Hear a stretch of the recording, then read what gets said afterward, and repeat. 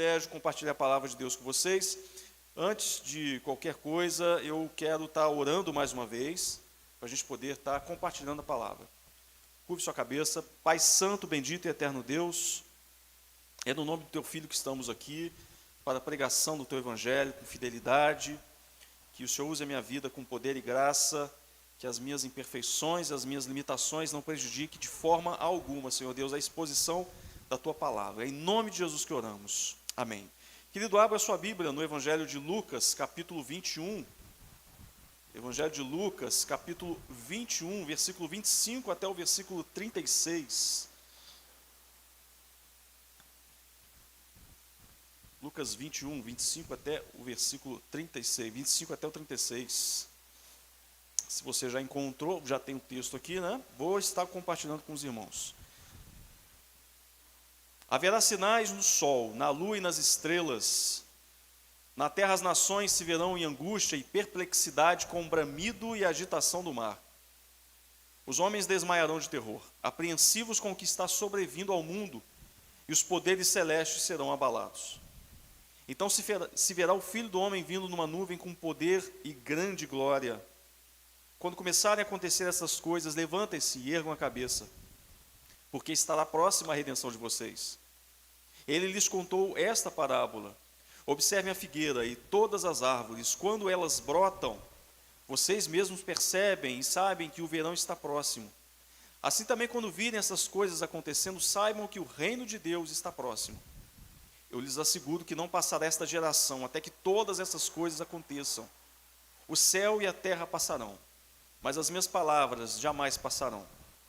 Tenham cuidado para que os seus corações não fiquem carregados de libertinagem, bebedeira e ansiedades da vida, e aquele dia venha sobre vocês inesperadamente, porque ele virá sobre todos os que vivem na face da terra. Estejam sempre atentos e orem para que vocês possam escapar de tudo o que está para acontecer e estar de pé diante do Filho do Homem. O capítulo 21 de Lucas, assim como o capítulo 24 de Mateus e o capítulo 13 de Marcos, nós temos o famoso sermão escatológico de Jesus. O sermão no qual Jesus fala sobre as últimas coisas, o que acontecerá nos dias que antecederão a sua volta. Temos Jesus compartilhando com seus discípulos os sinais que antecederiam o seu retorno, a sua parousia, um ensino que não é muito confortável de se ouvir.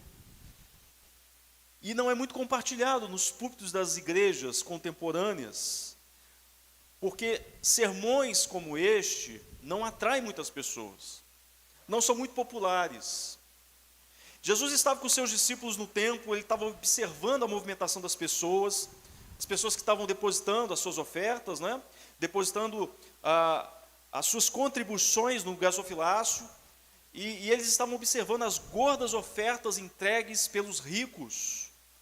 E naquela ocasião, Jesus e os discípulos presenciaram também a simples oferta de uma viúva. Vocês conhecem a história da única moedinha que aquela viúva depositou no gasofilácio. Jesus então chama a atenção dos seus seguidores para aquela mulher, que apesar do pouco que havia entregue, ela tinha recebido a aprovação de Deus, porque ela entregou tudo que ela tinha, e com todo o seu coração. Os discípulos também se atentaram para os requintes luxuosos daquele templo, muita riqueza, muita ostentação espalhada pelo templo. E eles olhavam para as colunas, olhavam para tanto ouro, para tanta preciosidade, para tantas pedras preciosas, muita beleza arquitetônica, muitos objetos caros deixados como ofertas. As pessoas tinham esse costume de entregar objetos caros como ofertas no templo. E os discípulos então ficaram admirados com tamanha beleza e comentam com Jesus sobre o luxo daquele lugar. O quão exuberante era o templo que eles estavam. E o Senhor, que admirou a fé da viúva, que enalteceu a simples oferta da viúva, ele não se impressionou com tamanha beleza arquitetônica e beleza ostensiva de pedras preciosas. Porque Jesus não se impressiona com as mesmas coisas que impressionam o homem. Um coração humilde e quebrantado vale mais que toda a riqueza do mundo para Cristo. Jesus disse aos discípulos: todas as coisas belas que vocês estão vendo, toda a beleza que vocês contemplam, vai ser destruído, vai desmoronar, não ficará pedra sobre pedra. E de fato a profecia se cumpriu com a destruição do templo, né? Na diáspora, só ficou o muro das lamentações que conhecemos hoje. Aquele belo templo foi ao chão, restando apenas um pedaço. Mas Jesus tinha algo muito além dessa verdade para poder ensinar os seus discípulos. Queridos, nessa manhã, a palavra do Senhor nos relembra o duro juízo de Deus que está se aproximando. Nos relembra que a nossa redenção está chegando a galopes. Nos exorta a nos atentarmos para os últimos dias, para nos preparar, para nos encontrarmos com o Rei da Glória. Quero compartilhar com os irmãos pelo menos 3 verdades contidas nesse texto. 3 verdades que confrontam os nossos corações, que tira a paz indevida dos corações daqueles que estão em paz indevidamente. A primeira verdade é que Cristo é o nosso único refúgio do terror do juízo de Deus. Haverá sinais no sol, na lua e nas estrelas, na terra, as nações se verão em angústia e perplexidade, com bramido e agitação do mar. Os homens irão desmaiar de terror, apreensivos com o que está sobrevindo ao mundo, e os poderes celestes serão abalados. Então se verá o Filho do Homem vindo numa nuvem com poder e grande glória. Meus irmãos, a humanidade ela já passou por inúmeros eventos aterrorizantes. Estamos chegando ao final de mais um, que é uma pandemia.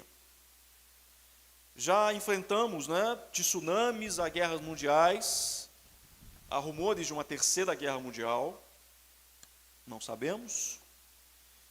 Certamente você já passou por alguma situação muito complicada, que tirou sua noite de sono, uma situação de causar arrepios, de empalidecer, mas nada, absolutamente nada se compara ao que está por vir. Nenhuma catástrofe experimentada pela humanidade desde o princípio de tudo, desde o início de todas as coisas, nada se compara ao terror que se aproxima. Jesus profetiza que o caos tomará conta da terra. O caos entrará em ação e tomará conta da terra, tomará conta do universo, tomará conta dos poderes cósmicos, nos momentos que antecederão seu retorno. A criação entrará, irmãos, num colapso severo, como nunca entrou. A luz do sol desaparecerá. Consequentemente, o brilho da lua será ofuscado. As estrelas se apagarão. Sinais no céu trarão pânico à humanidade, e o bramido do mar, Cristo deixa claro, que o bramido do mar será aterrorizante. Acontecimentos inéditos e pavorosos se espalharão pela face da terra.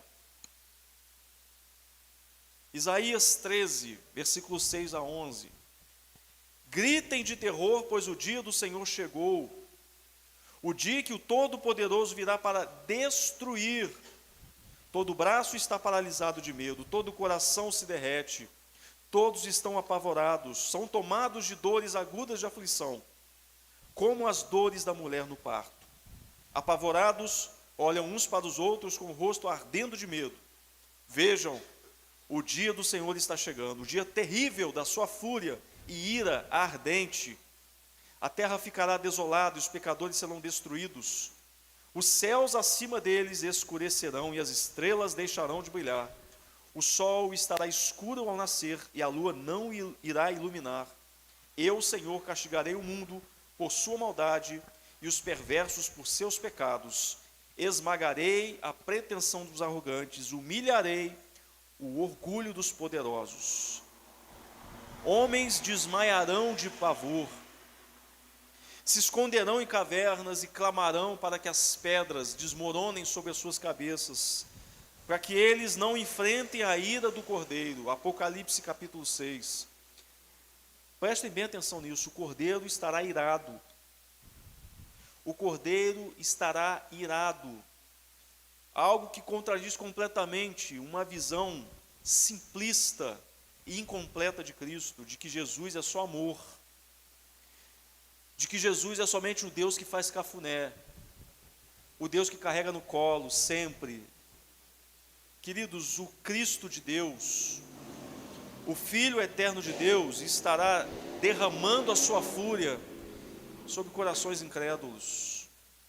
Precisamos pregar com fidelidade a palavra de Deus, no qual apresenta o Cristo completo, que ama, que perdoa, que é misericordioso, mas que terá nas suas vestes sangue salpicado dos inimigos de Deus. A arrogância humana será destroçada.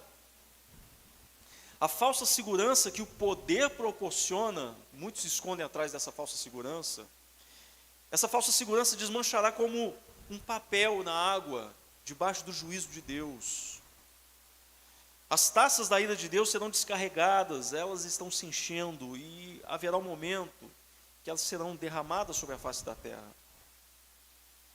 Naquele dia o Cordeiro de Deus, ele virá como um leão, o leão da tribo de Judá, e ele rugirá com a sua ira santa. O advogado fiel entrará em cena como um juiz supremo. Ele não mais intercederá, mas ele julgará as nações com justiça. Não mais entrará montado em jumentinho. Essa frase do Hernando Dias Lopes eu achei fantástica. Ele não entrará mais humildemente montado em um jumentinho, mas entrará em cena galopando sobre as nuvens. Homens baterão no peito em profundo lamento. Incrédulos cairão de joelhos diante da majestade do Rei Jesus. Os santos anjos tocarão as trombetas e ajuntarão os remidos para desfrutarem da presença bendita de Deus. Porém, eles prepararão os feixes de joio para serem queimados, eternamente queimados. Meus irmãos, naquele dia o fogo do juízo de Deus não poupará culpados, não poupará aqueles que não possuem Cristo como substituto, que não possuem um advogado, que não possuem a justiça de Cristo imputada sobre suas vidas. Diante dessa terrível e maravilhosa verdade, percebam que a nossa situação é crítica à parte de Cristo. Precisamos urgentemente do sangue de Cristo sobre as nossas vidas. Percebam que uma catástrofe amplamente maior que todas as pragas do Egito, e foram terríveis, uma catástrofe amplamente maior que o dilúvio, que Sodoma e Gomorra, que todas as tragédias que a Bíblia relata, de todas as tragédias que a história da humanidade relata, uma catástrofe infinitamente maior e amplamente global está a caminho da humanidade. E sem ter o precioso sangue aspergido sobre os nossos corações, meus irmãos, a fúria de Deus nos consumirá por completo. Temam aquele que, além de destruir o corpo, pode destruir a alma no inferno. Fora de Cristo ninguém escapará das mãos iradas do Deus Santo. Terrível coisa é cair nas mãos do Deus vivo. Êxodo capítulo 12, temos o derramamento da última praga sobre o Egito. E a praga é os primogênitos morrerem, aqueles que não tiverem, aqueles que não tinham sangue aspergido sobre os umbrais das portas. E após a passagem do anjo da morte, a Bíblia relata que houve um grande lamento, como nunca tinha se ouvido no Egito. Muito choro, muita tristeza. O silêncio da noite foi interrompido por muitos lamentos. Meus queridos, naquele dia que se aproxima, o lamento será infinitamente maior, amplificado de uma forma nunca vista. Os sinais se intensificam. Já é possível ouvir claramente ao longe o marchar do exército dos céus chegando perto. Ele vem com as suas recompensas e ele vem com o seu juízo. Precisamos nos apegar firmemente à sua cruz. Eu preciso da cruz de Cristo. Você precisa do sangue de Cristo derramado sobre a sua vida. Porque não há vida e não há segurança, não há esperança fora da cruz. Assim como não havia possibilidade de se viver fora da arca. Fora da arca era morte, fora da arca era agonia, fora da arca era o fim da esperança para todas as coisas. Meus queridos, fora da cruz é morte, morte eterna. Fora da cruz é agonia eterna. Queridos, insistentemente rogamos, culto após culto, pregações após pregações, arrependam-se dos seus pecados, e voltem para Cristo, tenham uma verdadeira comunhão com o Senhor, porque o dia se aproxima, não é uma obra de ficção, não é uma história fictícia contada nos púlpitos. Cristo está voltando, e a ira de Deus irá consumir toda essa terra. Rogamos culto após culto, em nome de Cristo, levem a vida espiritual a sério. Não pensem que estar atrelado ao rol de membros, fazer parte de uma comunidade de fé, é o suficiente para que você seja poupado da ira de Deus. Se você não tiver o sangue de Cristo na sua vida, você ainda está perdido. Você está terrivelmente perdido. Jesus fala de dois grupos de pessoas: aquelas que irão se desesperar diante da catástrofe cósmica, pois rejeitaram tão grande salvação. Mas Jesus também fala daqueles que devem comemorar quando tudo isso acontecer, pois entregaram seus corações, pois foram alcançados pela bendita graça de Deus.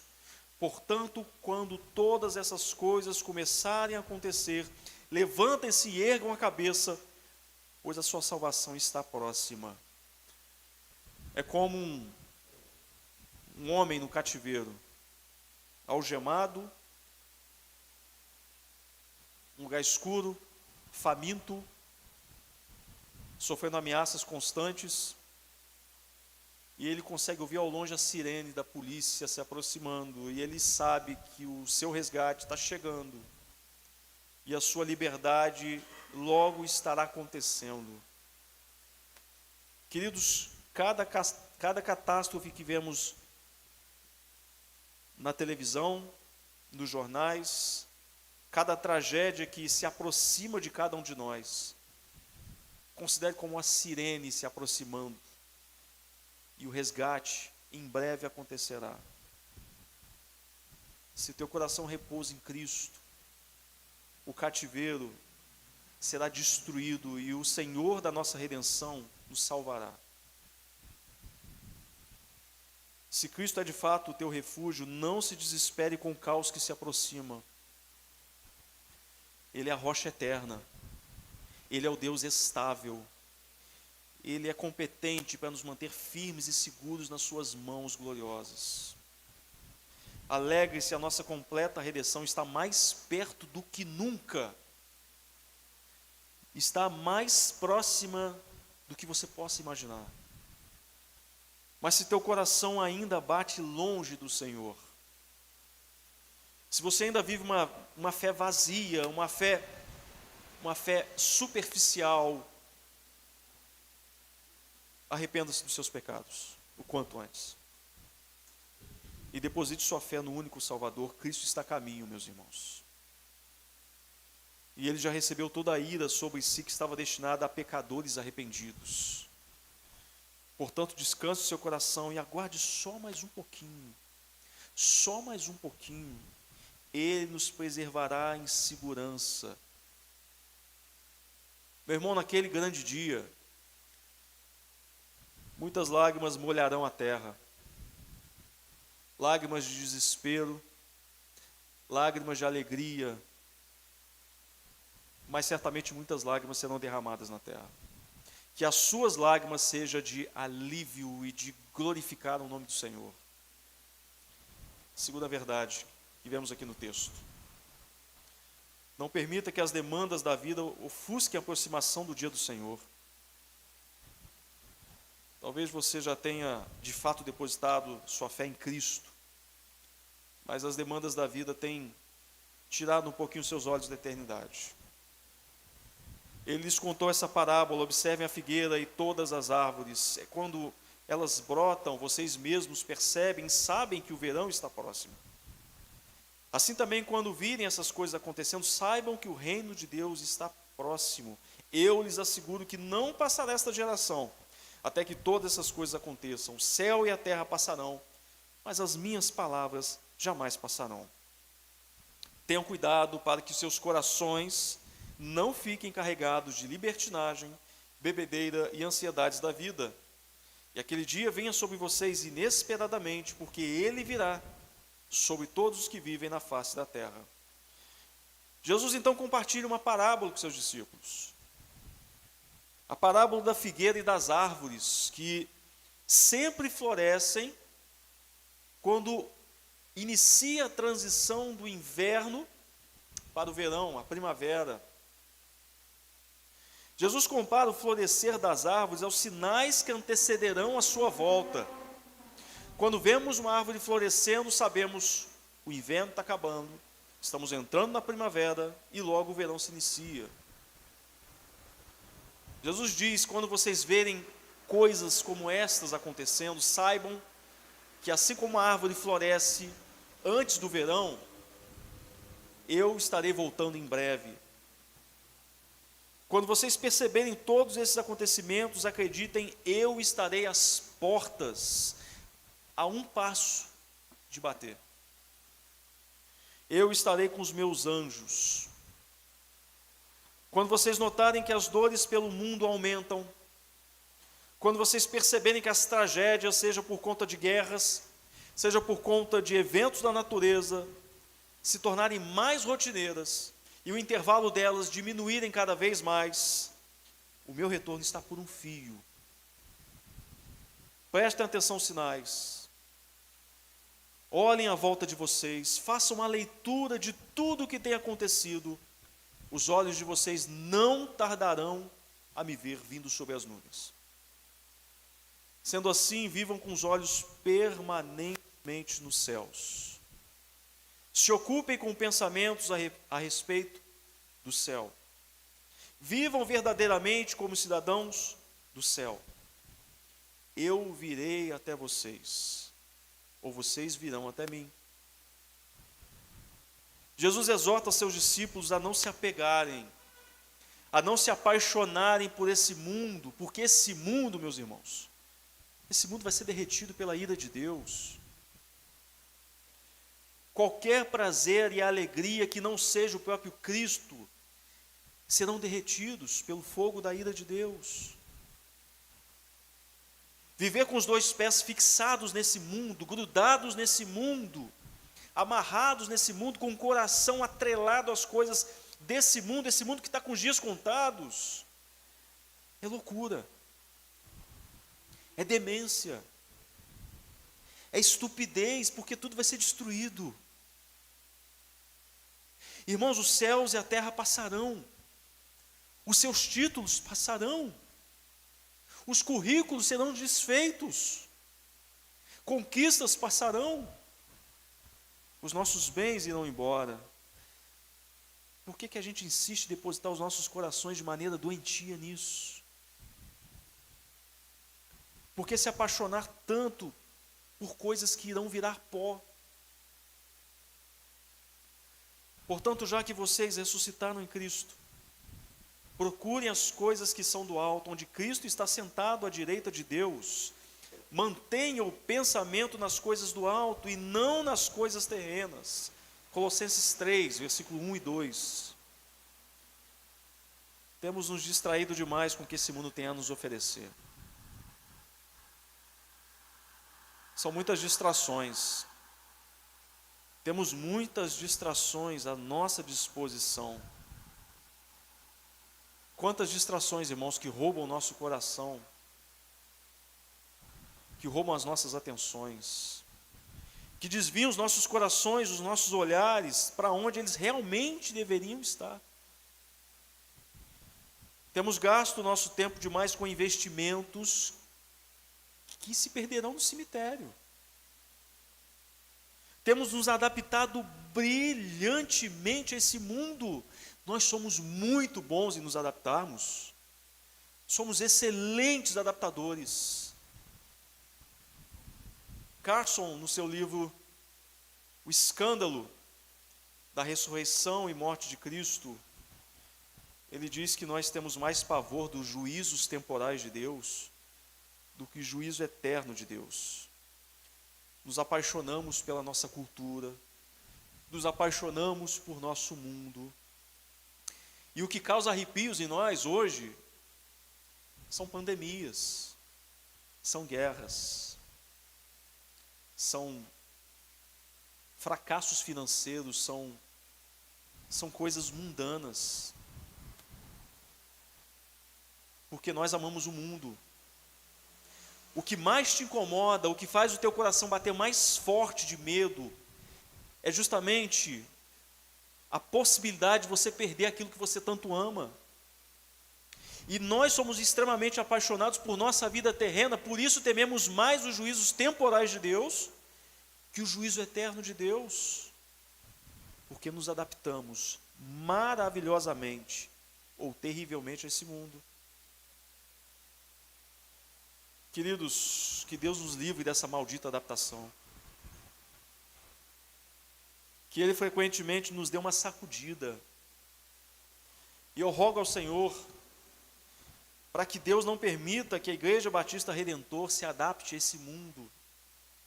Que quando você começar a se apaixonar de forma doentia por esse mundo, quando você começar a sonhar com coisas desse mundo, que o Senhor tire o chão de debaixo dos seus pés, para que você olhe para o alto e você perceba que você não pertence a esse mundo. Os prazeres, as conquistas daqui do mundo são fugazes, são insuficientes, têm data de validade muito curta, ficarão depositados na sua sepultura. Como foi nos dias de Noé, assim também será na vinda do Filho do Homem. Pois nos dias anteriores ao dilúvio o povo vivia comendo e bebendo, casando-se e dando-se em casamento, até o dia em que Noé entrou na arca.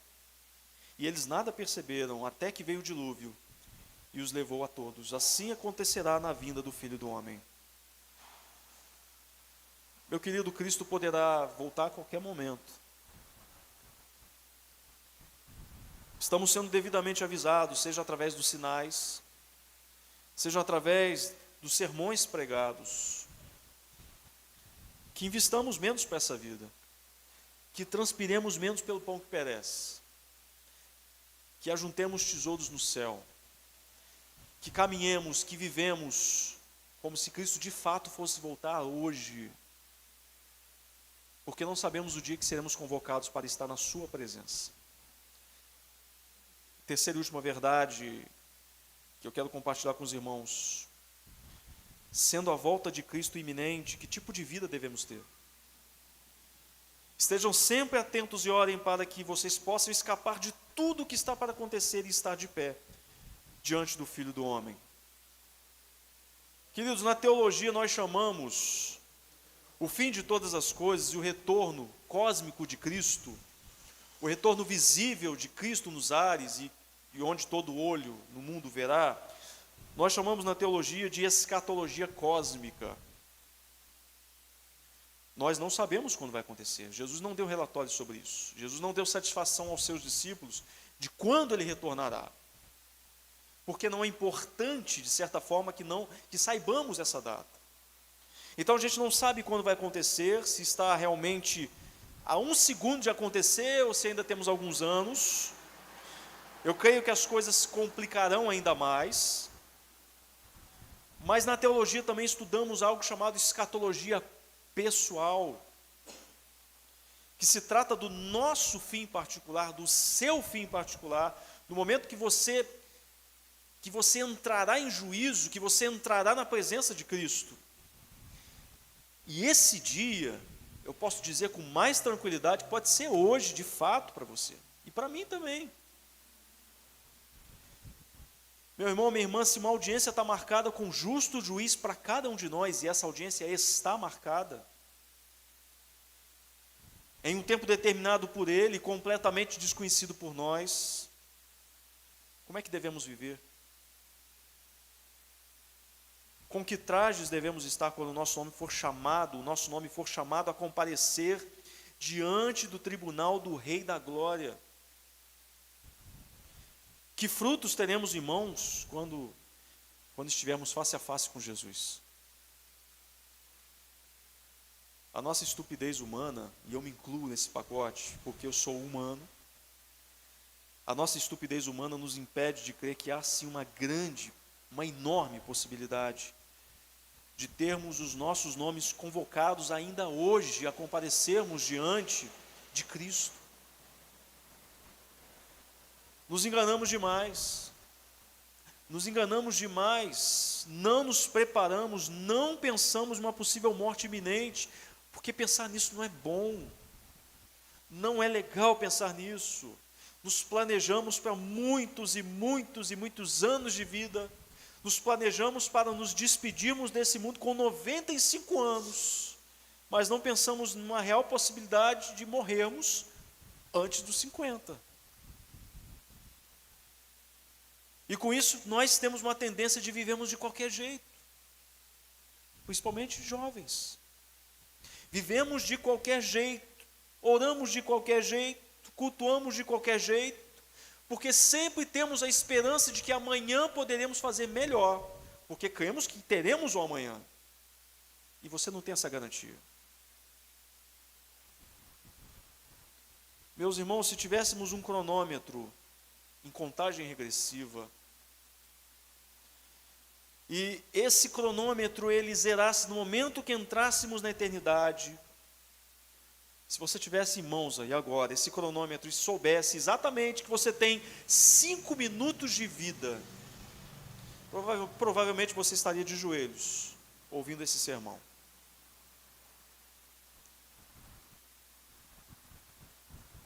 Você oraria com mais fervor. Você amaria o teu cônjuge com mais ternura. Serviríamos com todo afinco, amaríamos mais o outro, seríamos melhores maridos e esposas, porque não desejaríamos entrar na presença do Senhor de qualquer jeito.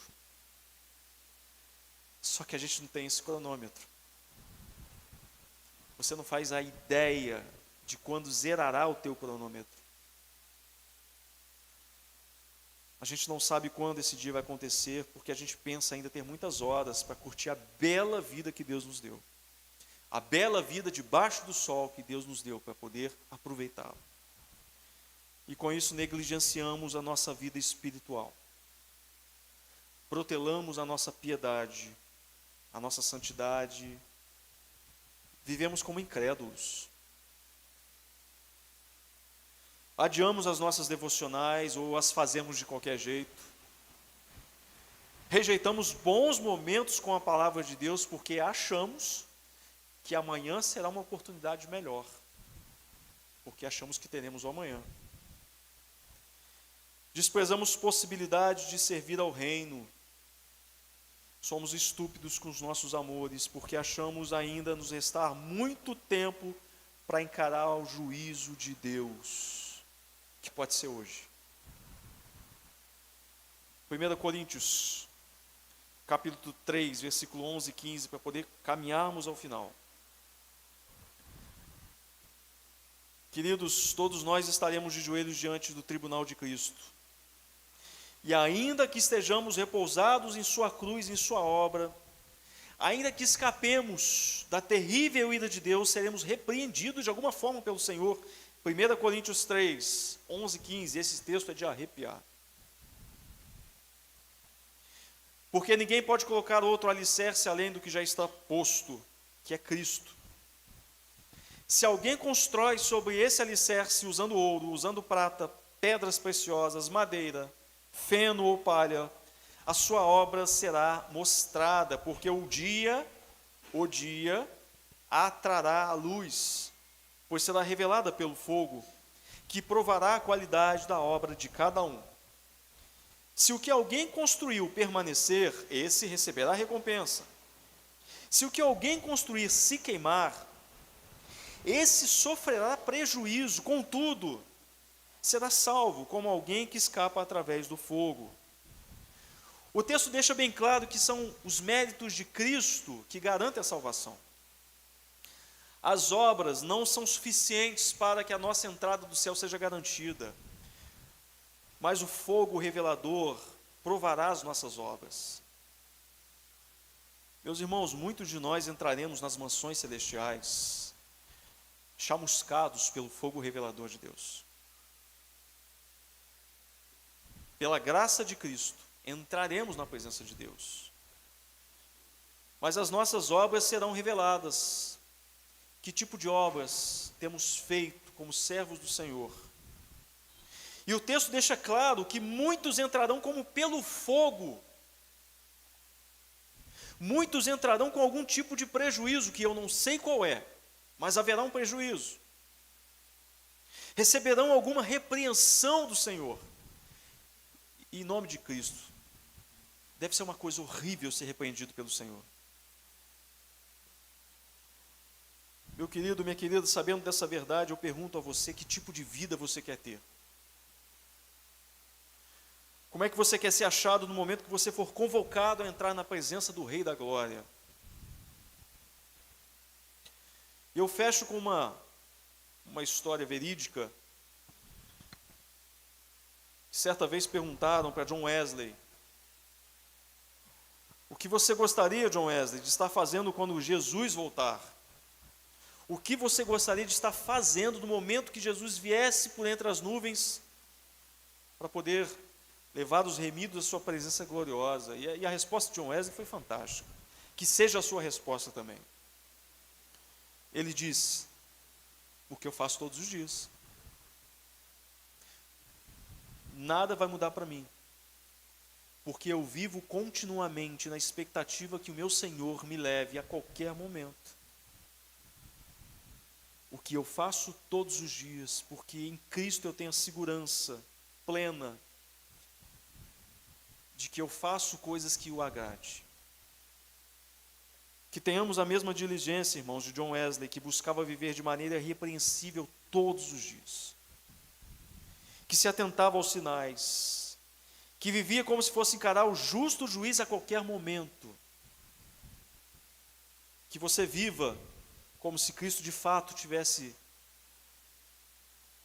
sido ascendido aos céus ontem, e que a sua volta seja de fato amanhã. E que você está neste dia de hoje, como o dia do intervalo entre a ida de Cristo ao céu e o retorno do Senhor à terra.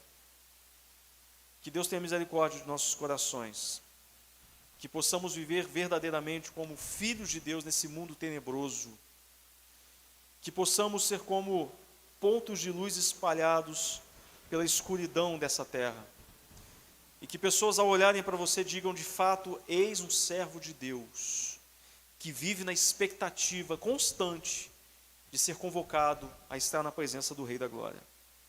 Vamos orar?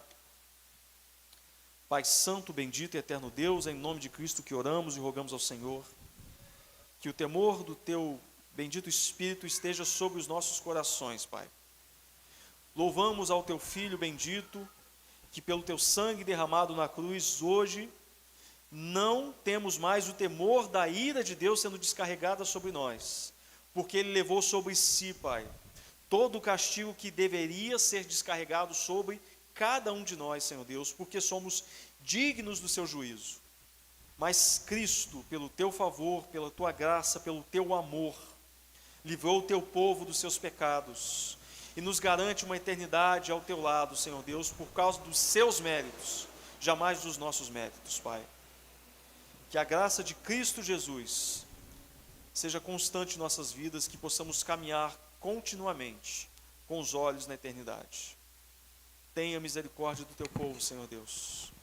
Nos sustente no meio das provações, no meio do caos que o mundo está caminhando. Em nome de Jesus que oramos e rogamos ao Senhor. Amém. Que Deus abençoe.